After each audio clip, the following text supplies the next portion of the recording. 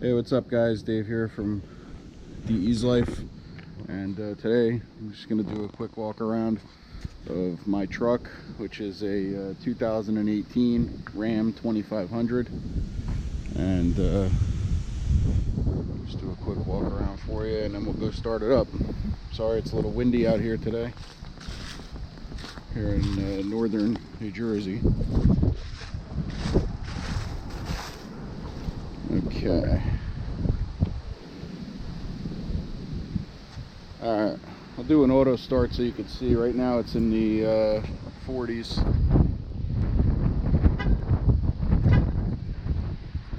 This is off of a cold auto start. And then once it auto starts, I'll jump in and show you how to change it to high idle. Alright.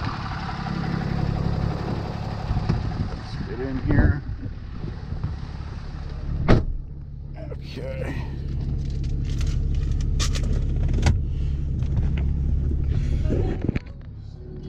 Okay, so here what we're going to do here, when you start it up, auto start, you jump back in, you got to start it, so you got to put your foot on the brake, push the engine button, and she starts up.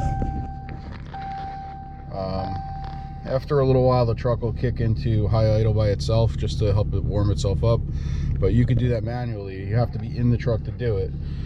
What you're going to do is you're going to push the cruise control button once, then push the set button, and